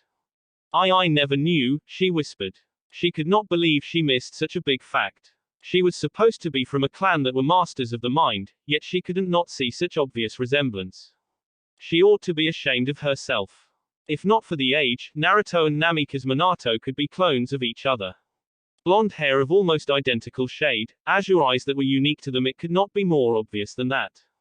Sakura's jaw was almost unhinged. She couldn't believe she never saw the resemblance as well. It was so obvious. And come to think of it, she treated him like crap. The son of the hero who saved Konoha from the Kyuubi, treated like crap. Not just by her, but by the whole village, including her mother. She wanted to crawl into a hole and just hide. Kiba couldn't believe it. Well, he could, but had a hard time comprehending it. The person who he thought could never become a competent shinobi in the first place had just beat the known prodigy of the Hyuga, a person who was favored the most to win the Chunin exams. And apparently, he had done without breaking a sweat. He ruefully chuckled, "I couldn't have been more wrong about him." Akamaru whined in agreement. Tenten was shaking her head in disbelief. She couldn't believe Naruto had beaten her teammate, who she believed to be the strongest genin in Konoha. But then again, he had the Yondaim's jutsu on his side. Arena. Genma frowned but nodded at the message sent from the Hokage. Turning to the crowd, he announced the Kage's decision. Due to not showing up in time for his match, Uchiha Sasuke has been disqualified from the final stage of these exams. He continued despite the booing from the crowd. However, the Hokage has allowed an exhibition match between the winner of the tournament and Uchiha Sasuke in order to satisfy the visiting nobility. But he won't be given the chance to get promoted to Chunin. Therefore, winner by disqualification, Sabaku no Gaara. Stands. The audience, even though they were witness to a match such as that of the Hyuga and the Uzumaki, now revealed to be the sole Namikaze, were distraught to hear that the Hokage had chosen to disqualify the last Uchiha. Many were waiting solely to watch that match, so the reason for the displeasure was quite obvious. Their spirits were lifted up a bit though, when they heard that the Uchiha would be fighting in an exhibition match with the winner of this tournament. Everyone began muttering amongst themselves excitedly. Just maybe, they might get to see a match between Uchiha Sasuke and Uzumaki Naruto. The last Uchiha versus the last Namikaze. Up in the area for the competing genin, Naruto was frowning at the latest announcement. A bit of a partial treatment, don't you think? He addressed Shikamaru. Shikamaru frowned as well. Yeah. He is getting a chance to fight, whereas any other genin wouldn't have been considered in the first place. Naruto nodded in agreement and added to the point, "Not only that, but he will be in peak condition to fight, while we would be worn out from fighting all the opponents. It's more than a bit unfair." Then he added mentally, "Though that match won't be happening anyways. The invasion would maybe begin as soon as the quarter-finals end. Thank you Kurama, for expanding my chakra reserves and making sure I am in top form today." He received a snort in response, "I care not much for your words. Thank me by making sure you defeat that accursed Tanuki. He is trespassing on my area." Naruto smirked at the command. He planned to do it anyway. Down on the arena, Gaara turned and started walking back to the waiting area. His sand was twitching angrily as his next victim wasn't there. His blood had been pumping to fight the Uchiha, who he saw as a strong opponent. To find out he wasn't here. The only reason he hadn't started killing everyone with his sand was that his next match was with the Uzumaki. Uzumaki Naruto was someone worthy, someone who would prove his existence. Genma announced, "The next match will be between Aburame Shino and Sabaku no Kankuro." Before he could say anything more, he was interrupted. "Proctor, I forfeit." Kankuro's yell was followed by a confused look from Genma and a roar of disapproval from the crowd. Naruto narrowed his eyes at Kankuro and Temari. While Kankuro did not glance at him, Temari cast a nervous and tense look at him. Naruto just turned back to the arena. He did not expect Sasuke of all people to be late to such an event. Maybe Kakashi was counting on to make a dramatic entrance for the last loyal Uchiha. Either way, he was disqualified, which meant one thing. His next match was with Gaara. Which was a good thing. He could neutralize Gaara before the invasion even began. Of course, that was not taking account of people who could likely interfere in the fight. In order for the invasion to succeed, it was critical that Gaara unleash the full form of his tailed beast. He intended to suck Gaara dry of all his chakra and as soon as he was weakened, slap the five-element seal onto him. He just prayed he would be fast enough. Back in the arena, Genma was announcing. Then by default, the winner of the match is Aburame Shino. Thus, we can progress on to the next match. The next match is Nara Shikamaru vs Sabaku no Temari. Naruto glanced towards his right. He smiled when a determined look came over Temari. She pulled out her fan from her sash and swiped. Naruto whistled, impressed that such a large amount of wind was generated from just one swipe. He watched as Temari jumped onto her fan and gracefully glided towards where Genma was standing. She set her fan down with one hand, the other hand resting on her hip and smirking, fully confident of her victory. Damn, that confidence makes her look so much sexier, Naruto thought with a slight nosebleed as he imagined some very naughty thoughts, ignoring the sniggering bastard within him. He wiped the blood off with his sleeve and glanced towards his left. Shikamaru had a panicked look on his face. Oi, why is it always my match that gets jumped up? He began to back away from the railing. I'm forfeiting as well. I don't care what my troublesome Car-san says or does to me, I am not. His rant was cut off when a hand was placed on his shoulder. He turned to face Naruto with a quizzical look. What are you? It's okay Shika, Naruto said, complete with the sympathetic look.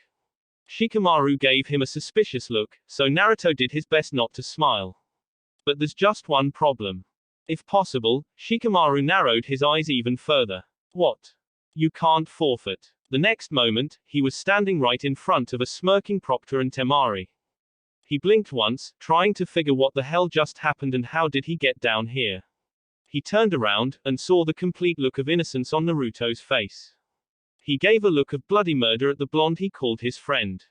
He had the nerve to use the flying thunder god to send him to the arena. He turned around, grumbling that at least he didn't have to walk the distance from the waiting area to the center arena. Naruto smirked when Shikamaru gave a burning glare at him. He wouldn't have been able to send Shikamaru the arena if a marker wasn't already present. As it happened to be, there indeed was a marker on Temari's skin, right below her left butt cheek. He put it on her while they were kissing in the alley, and he was holding her up by her butt. Her dress had rose up a bit, exposing more skin than what was appropriate for people of their age. A drop of blood trickled from his nose, happy times. He was brought back from a trip down the gutter by the proctor's call of beginning the match. He smirked when he saw Temari outright assaulting him, but had enough sense not to pursue him in the trees.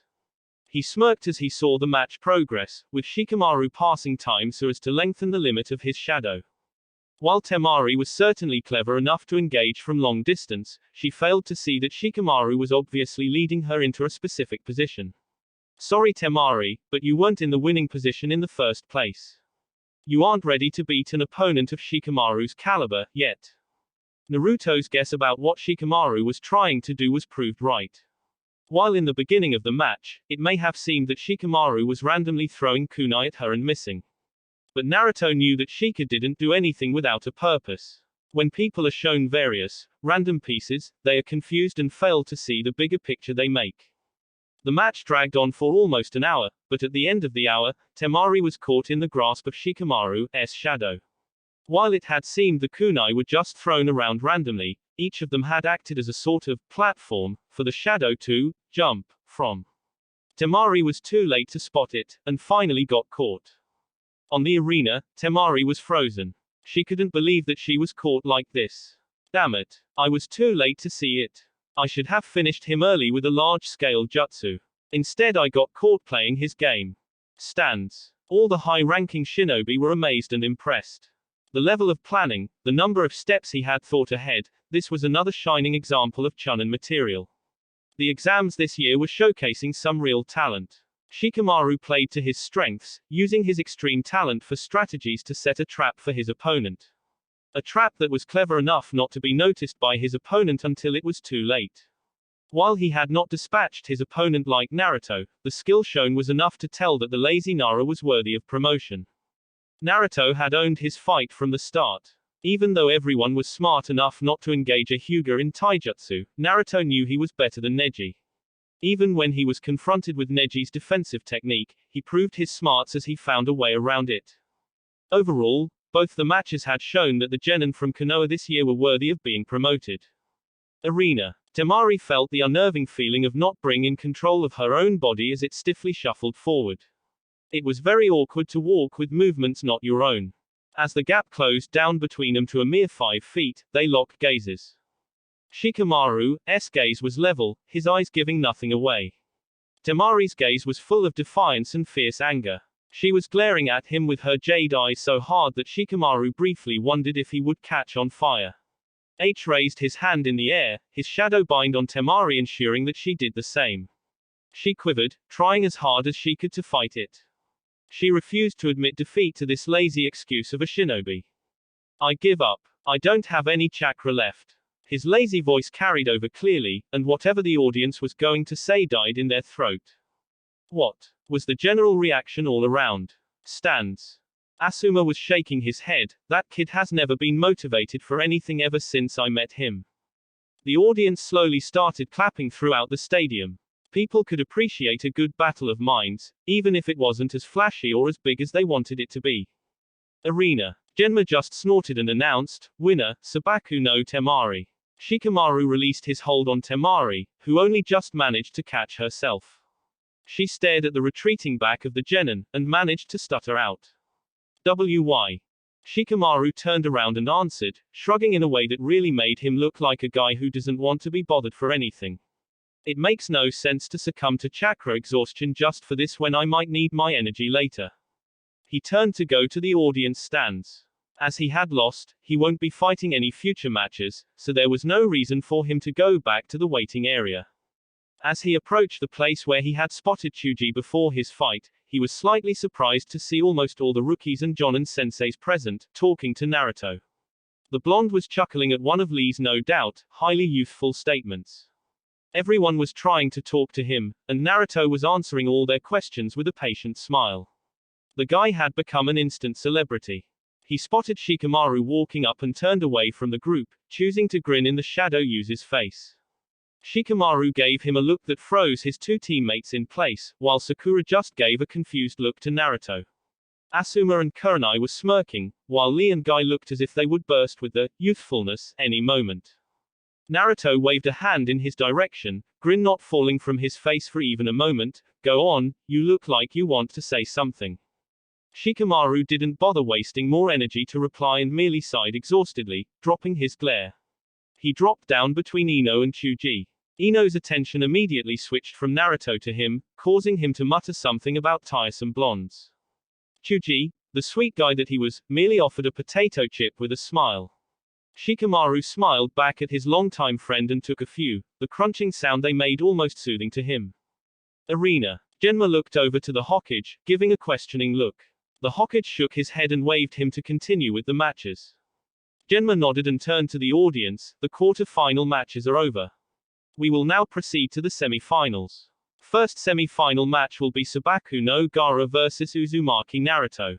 Audience. The crowd roared in approval of the match, as they wanted to see, once again, the only son of the Yondaime in action. They were not going to see the Uchiha in action until the very end of the final match, but they weren't complaining about seeing Naruto in action in Sasuke's place. Over to where the rookies and their senseis were standing, the atmosphere was completely different in comparison to the rest of the crowd. It was as if someone had flipped a switch. 1 second, everyone was talking and joking around, the other second, everyone had grim faces. Only Naruto had a completely serious face that was not filled with any fear. No one had forgotten what Gaara had done to Lee back in the prelims. Would the contestants please come down? Gaara appeared in a whirl of sand next to Genma. Naruto took a deep breath and straightened up. He was about to walk down to the arena when he felt a hand rest on his shoulder. Turning around, he saw that it was Asuma's. Naruto, wow, he was serious, be careful down there. Kurenai and Guy also nodded seriously around him. Try to finish it as quickly as you can. Naruto smirked, I could finish it in a flash, but I've got a different strategy in mind. With that, he walked off, the rest of the rookies mumbling the good luck wishes. He snorted when Shikamaru mumbled a, you better not die. Ino swatted his head for that. Arena. Naruto kept his eye on Gaara the entire time he walked to the center of the arena. Gaara had dropped all pretense of being calm and controlled. A grin not unlike that of a psychopathic killer graced his face as Naruto came to stand in front of him. The tension was so thick that it was almost suffocating. Gaara was releasing ungodly amounts of killer amount, his cork already twitching madly, as if the sand had a mind of its own instead of being in Gaara's control. Naruto, instead of releasing killing intent of his own, slowly started saturating the air with a moderate amount of chakra. His chakra was very dense, in addition to being almost soothing and had a positive feeling to it, unlike Gaara's. It somewhat eased the tension in the air. Genma nervously watched both of them. Cage box. Orochimaru smirked behind his veil. While he wished to see how Sasuke would do against Gaara, this was a fine arrangement as well. A match between two Jinchuriki would no doubt prove very informative. This should be a very entertaining match, Kazekage Dono. Your son versus the Yondaime Hokage's son, Hiruzen commented with a chuckle, hiding his nervousness about Naruto's safety. But you must understand my concern, given what happened to one of my genin in the prelims. The other Kage waved a hand, worry not, Hokage Dono. Your genin has proved himself to be most ingenious and resourceful. However, if worse does come to pass, I'll stop Gaara myself. Hiruzen had to commend Orochimaru on his acting skills. Had he not known it was his former student under those robes, he would have believed that statement wholeheartedly. He turned his attention back to the match. Naruto was up against a Jinchuriki who had full control of his Beiyu. He was fully confident in Naruto's skills, but he couldn't wave the worry away. Something on the arena caught both the Kage's attention. Arena. Just as Genma was about to give the signal to begin, a sudden whirl of wind and leaves interrupted them and received a frown from Naruto and Gaara. As the whirlwind settled down, Naruto had to stop himself from looking thoroughly annoyed. Two figures were standing back to back. Naruto mentally sighed, he really did want to make a dramatic entrance, after all. Kakashi and Sasuke were standing right in between Gaara and Naruto. Kakashi looked the same as always, while Sasuke had dramatically changed his attire, opting for a darker theme. He wore a black, one-piece version of his usual attire, with bandages wrapped around his left arm. Sasuke smirked as he came face to face with Gaara. He had trained heavily for the last month, even mastering a lethal jutsu. A jutsu that would secure him his victory. Sorry I'm a bit late for our match. But we can begin now. Gaara had made it very clear back in the prelims that he was very excited to face Sasuke in the finals and couldn't wait for the match. So it came as a shock to Sasuke when Gaara coldly replied, "Move aside, you are in my way." No reply came to his mouth, only snapping out of the shock when he heard Kakashi's voice. "Is that you, Naruto?" Kakashi blinked as he came face to face with a face that looked painfully similar to his late sensei. The dots took a moment to connect and once they did, his eye went wide. "Is that you, Naruto?" Naruto was already annoyed for the interruption, so his patience was thinner than usual. He snapped back, "Yes, it's me. Now would you mind taking Sasuke to the stands with you? You are interfering with my match." Kakashi blinked and turned to Genma, "We are not late, are we?" Genma gave him his best deadpan look, "You are a bit too late, actually. Uchiha Sasuke has been disqualified due to being late for his fight and won't be fighting in any of the matches for a chance at promotion. He will only fight in an exhibition match at the very end of the tournament." Anger filled Sasuke's features and he snarled in a whisper, "You can't do that." Genma was unimpressed with the glare. "Tell that to the Hokage. It was his decision in the first place. Now get out of my arena," he motioned to them. Sasuke turned his snarl onto Naruto, "Move, Naruto. This is my fight." Naruto fired back in a calm manner, "Your match was in the quarter-finals, Sasuke. This is the semi-finals. Get off the field." Sasuke almost made to punch Naruto when Kakashi grabbed his shoulder tightly. "Calm down, Sasuke." Turning to Naruto, he gave an ice smile. The whole month he had felt tremendously guilty for not training Naruto. Seeing this as the semi-finals, it was easy to conclude that Naruto had won his first match against Neji. Congratulations on winning your first fight, Naruto. All the best for this one. With that, he shunshin to the stands with all the rookies and Jonin senseis. Genma turned to Naruto and Gaara. Are you two ready? Naruto nodded, while Gaara made his impatience known. Just start it already. Mother is hungry for his blood. Genma nodded and chopped the air in front of him. Hajime. Naruto immediately jumped back. Gaara whispered with a crazy expression, make me feel alive, Uzumaki. The cork on his gourd flew off with the pressure his sand was putting on it. An enormous amount of sand, almost half of it, Naruto estimated, flew out and rushed towards him. Naruto immediately flash-stepped to 20 meters behind Gaara to avoid it. It's not enough. I'll have to goad him until he unleashes every grain of his goddamn sand. He pulled out 4 of his Hiraishin kunai, and flash-stepped back to his previous position to avoid the stab of sand. The only thing he left behind was the kunai, lodged in the ground. He repeated the process until the 4 kunai were scattered in a trapezius position around Gaara. You won't get me like that. Come on, show me what you got. He then flashed to a kunai to escape Gaara's sand. It was a waiting game for him now. Cage box. He is not so forward in this fight as he was in his previous one, Hokage Dono. Hiruzen nodded his head, he might be scouting for Gaara's weakness to form a viable plan. We'll just have to wait and see. Orochimaru chuckled, Gaara's defense is absolute, Hokage Dono. He would run out of chakra faster than he would find a weakness. Hiruzen smirked, we both know what happened to the so-called ultimate defense of the Hyuga, Kazekage Dono. He refrained from chuckling at the silence that followed. Stands. The whole audience was leaning forward in their seats, eager to see the famous Hiraishin no Jutsu in action. The rookies were all wondering what the blonde was up to. Ino asked, confused, why is he scattering those kunai? It's not like he's using them to attack Gaara or something. Shikamaru was frowning as well, trying to discern Naruto's strategy. Just what was he up to? If anyone looked at Sasuke, they would think that he was about to burst a blood vessel on his forehead. His jaw was clenched and eyes filled with jealousy and scorn as he looked at Naruto easily dodging Gaara's attempts, Sharingan fully activated. What is that jutsu? Is that the reason he is so fast? My eyes can't even begin to trace his movements. He looks as if he isn't even beginning to get tired. I should be the one who knows that jutsu, so I can use it to kill him. What does he need it for? Just how far ahead of me are you, Naruto? Sasuke was pissed as whatever jutsu Naruto was using to dodge Gaara's sand, he wasn't using any hand signs, so Sasuke had no chance of copying it. Kakashi had pulled his headband up as soon as the match had begun. While he should be saving it for the invasion, he wanted to see Naruto use his sensei's legacy in action. He watched as Naruto put the kunai around Gaara, doing nothing but teleporting from one to another.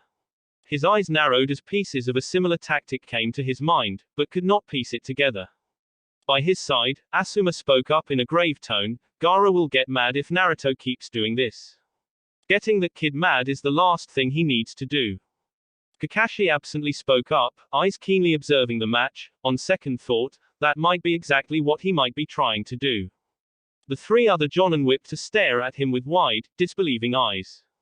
The genin, who had heard the conversation as well, turned to stare at him with wide eyes as well.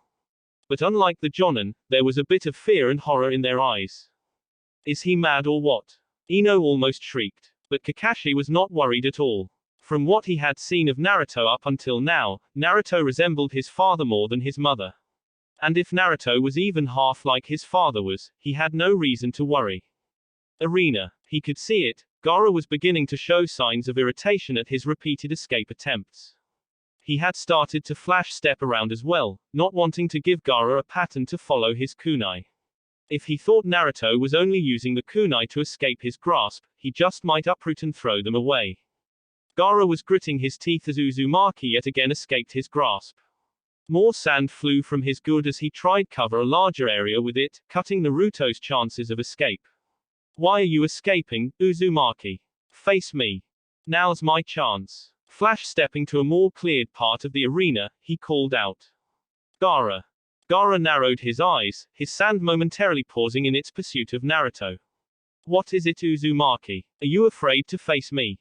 Is that why you are running away? To his surprise, Naruto snorted out loud. You think those pathetic attacks can get to me? Your sand has yet to even come close to touching me. Come on, Gaara, unleash every drop of your sand.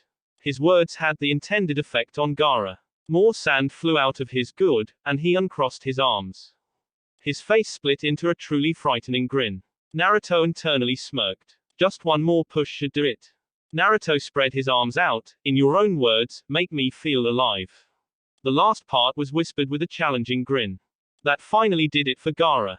An opponent who was asking the same thing he asked from him. This was almost like a rare treat for him. No one asked him to make them feel alive, as he was usually the one to do it.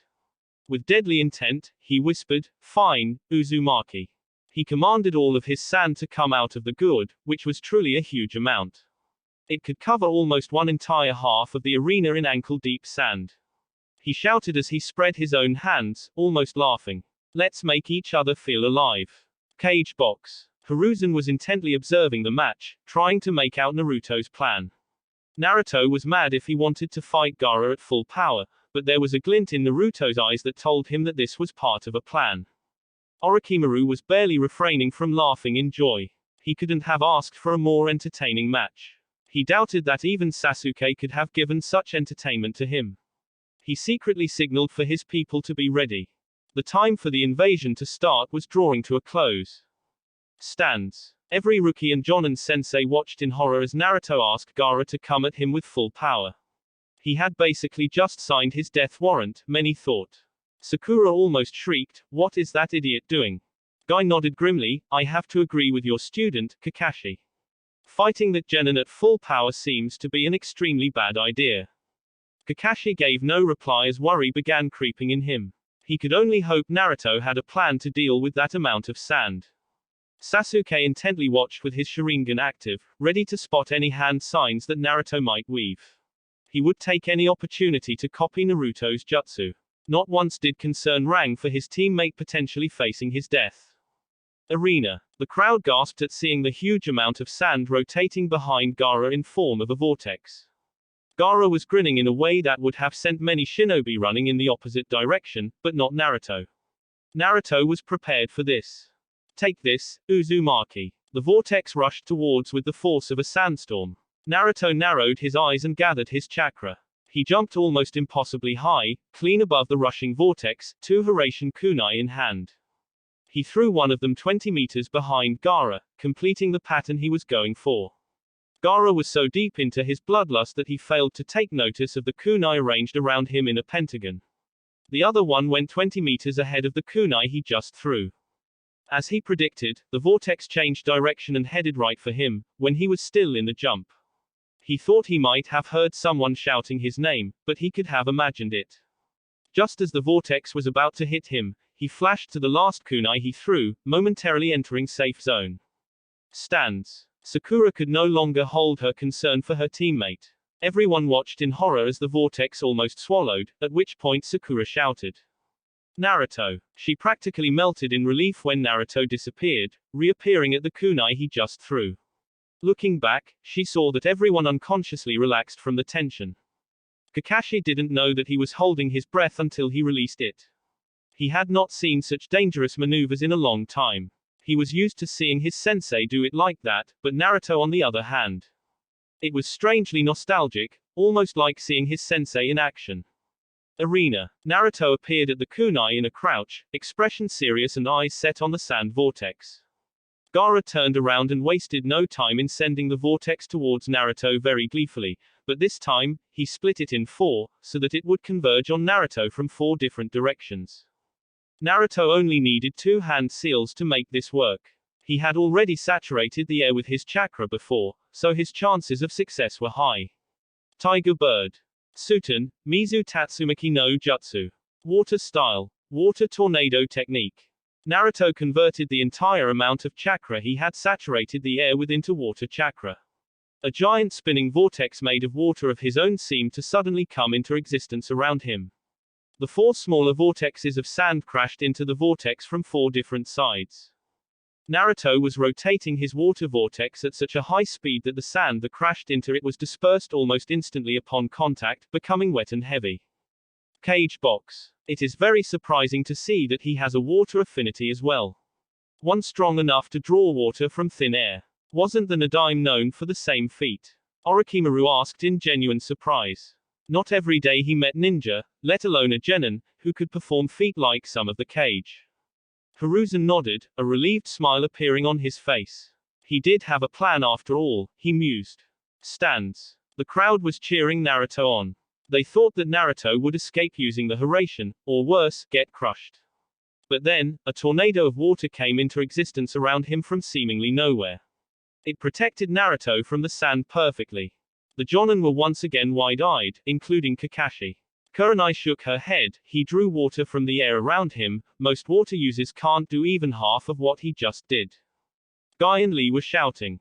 Such youthfulness. Kakashi pointed out to his peers and the genin, whose eyes were wide with wonder at the display of power. Not just that, but that jutsu acted both as a defense and an offense in Naruto's favor. Sand becomes heavy when hit with water. So by hitting Gaara's sand with water, Naruto negated the sheer control Gaara had on his sand, ensuring his safety simultaneously. No doubt, Gaara would find wet sand increasingly difficult to control. As Kakashi explained Naruto's move, Sasuke found himself getting increasingly frustrated.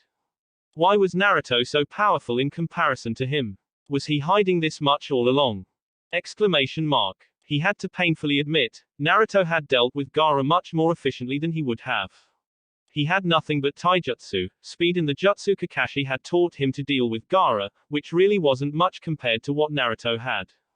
His fire was useless unless it was hot enough to turn sand into glass, which it wasn't. He couldn't even copy Naruto's jutsu, for fuck's sake. In addition to the absence of a water affinity, he needed to see all the hand signs to copy a jutsu. Naruto obviously had a very high water affinity to use a jutsu like that too in the absence of water and with only 2 hand seals. He knew Naruto had a large amount of chakra, but this was just ridiculous. He was still not looking winded. He clenched his fists so tight that blood seeped out. The cursed seal throbbed on his shoulder, but he forcefully pushed its influence back. I will make your power my own, Naruto. Just you wait. Arena. Naruto maintained the vortex for about 5 seconds, after which the sand stopped coming. Dispersing the vortex outwards with a flourish, he smirked at the results. All the sand that he had been attacked by was now wet, saturated with water and heavy. It won't be as fast as before. Gaara watched in alarm as his sand collided into a water vortex that seemingly came out of nowhere. He realized too late, even with Mother shouting in his head, what Naruto had planned, but it was too late. Almost all the sand was wet now, and only a tiny amount was available to him, the only amount he was able to pull back before it was too late. He rotated it in the form of a ring around him to prevent it from getting any more wet. Naruto didn't waste time admiring the effects of his jutsu. Forming the bird seal, he took a deep breath and let go.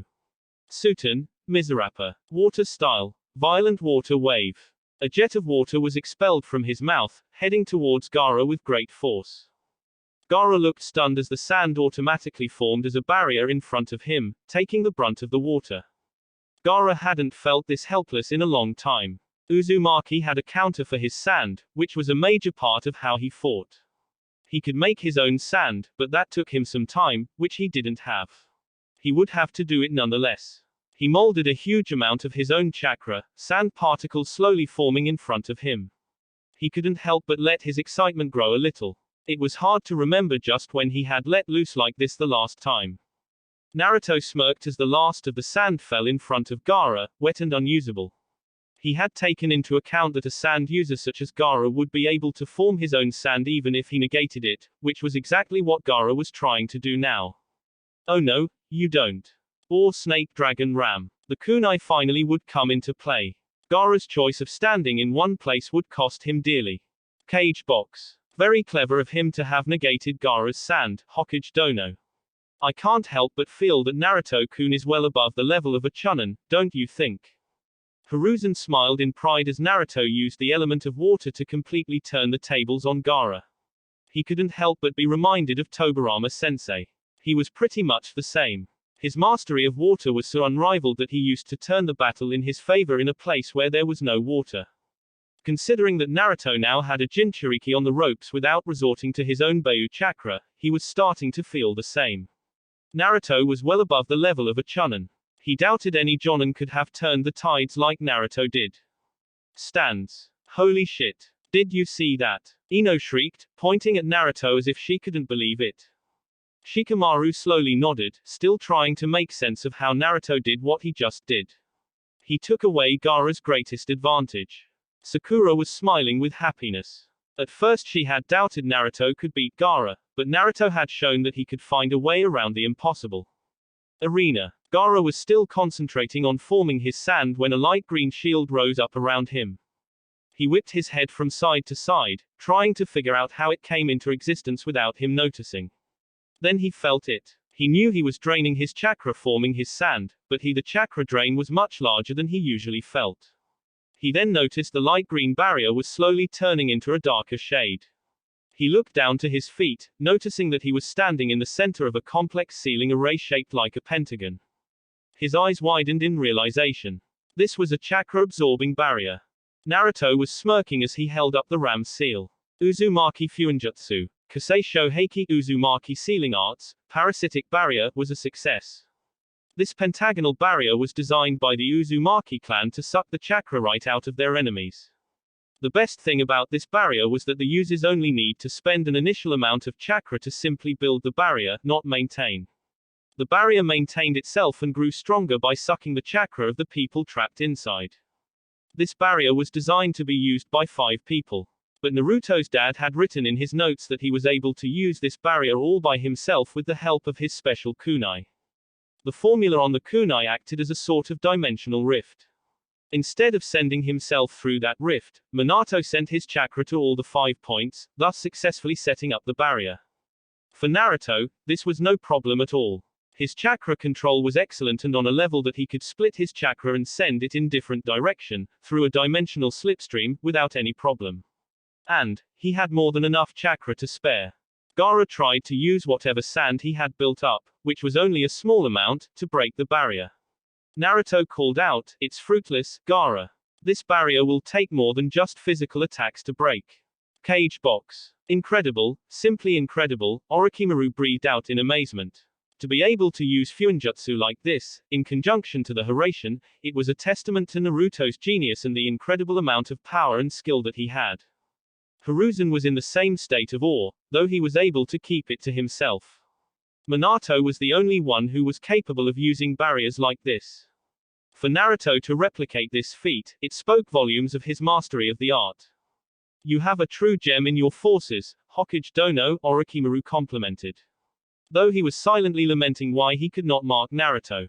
Putting his curse seal on a Jinchuriki was something that even he didn't want to test. Hiruzen smiled in pride, "That I do, Kazekage Dono." Stands. The audience was in awe of the power and skill displayed by the last Namikas. As soon as he had trapped Gaara inside, they had erupted into cheers that could be heard throughout the entire village. Asuma stuttered out, What power. He had only ever seen barriers of this magnitude used by a single person, and that was the Yondaime. Kurenai simply gaped at the skill being displayed. Guy was shouting something about youthfulness again, so only Lee was listening to him. Everyone had tuned out both of them. Kakashi gazed in utter pride as he watched Naruto corner Gaara and trap him inside his barrier. "Sensei, you would be proud of who Naruto has become," he whispered. He looked over to see the genin reactions. Sakura and Ino were cheering loudly, while Shikamaru and Chuji were leaning forward with smiles, Chuji's more vibrant than that of Shikamaru's, interested in seeing what Naruto would do next. He smiled at seeing their reactions. "Naruto, you managed to make your comrades believe in you. Earlier, they may not have found you to be trustworthy, however today, you managed to convince them that they can trust you with their lives," Kakashi thought, pride inside him growing by the second. He glanced to the side, and found himself disappointed. He wondered, not for the first time since arriving to the stadium, whether or not he had made the right choice in choosing to ditch Naruto and train Sasuke for the finals. He was beginning to think he may have been wrong after all. Sasuke had clenched his jaw, his fists and was watching Naruto dispatch Gaara with efficiency he knew he didn't have. Naruto's way had been very professional. First, find the weakness. Second, exploit the weakness and take away the strengths. Finally, finish him off. He didn't even have words to express just how furious he was, both with Naruto and himself. He was furious with Naruto for being so much stronger than him. He was furious with himself for being so weak compared to Naruto. He wanted to be the strongest. Only when he was strongest would he be able to kill him. His Sharingan flashed. He wanted to copy all the techniques Naruto had to offer and leave him with nothing. Only he deserved to be the strongest, not him. Kakashi shook his head. Perhaps training Sasuke was a bad choice after all. Not surprising, considering the number of those type of choices he had made in his life. Sasuke looked like he would sooner kill Naruto and take his techniques for himself than call Naruto a friend and a comrade. Arena. Naruto watched Gaara drop to all fours, no doubt the result of the barrier absorbing his chakra, which was now a dark shade of green. He dropped the barrier as soon as Gaara looked he would pass out. He ran forward, making sure not to use a flash step. Gaara was breathing heavily, trying not drop in exhaustion. This was the first time he had suffered something like this, and all because of that damn Uzumaki. Rage began to boil inside as Mother began screaming in his head. Kill him, Gaara. Kill him. Give me his blood. I want his blood. Yes, Mother, Gaara agreed before looking up to glare at Uzumaki. He was about to take Mother's power when he was suddenly sent flying, landing in a heap. Naruto had punched him on the nose with enough force to break it, and watched with some satisfaction as Gaara was sent flying. He landed about 10 meters from Naruto, and Naruto feared that he had knocked the redhead out. But then Gaara stirred, causing Naruto to relax a bit. Gaara stood up on shaky legs, which Naruto took as a positive sign to initiate the last part of his plan. His fingertips on the right hand lit up in 5 purple, kanji characters. Cage box. Orochimaru's eyes widened in panic. He knows that as well. I can't let him put that seal on Gaara. He immediately gave his signal to start the invasion. Arena. Naruto was about run and slam the seal onto Gaara, making sure Shukaku didn't come out to play. Gaara felt something wet on his face. He wiped his hand and took a look at what it was. A scream so chilling erupted from his throat, and Naruto took that as his chance. If he was late, he would never be able to put it on Gaara again. Blood. My blood. Gaara screamed in pain. He had never seen his own blood before. He wasn't if he even had it. But he knew now, and it hurt so badly to see his blood. His mind snapped, and he only wanted to kill everyone and everything that hurt him, including Uzumaki Naruto. A roar that was not entirely his own came from him. Naruto was 5 feet from Gaara, fingers outstretched and ready to slap it on him, when sand erupted from Gaara, coming from God knows where, in the shape of a hand covered in purple lines, shooting towards him. Naruto flashed towards the farthest kunai, escaping from being grabbed by a hair's breadth. Shit. His danger sense rang, and he turned his head to the cage box, where an explosion took place and suddenly, feathers were falling from above. The invasion had begun, and he was too late to stop it. That will be it for this video. If you want more, comment down below, like, subscribe. And see you guys later.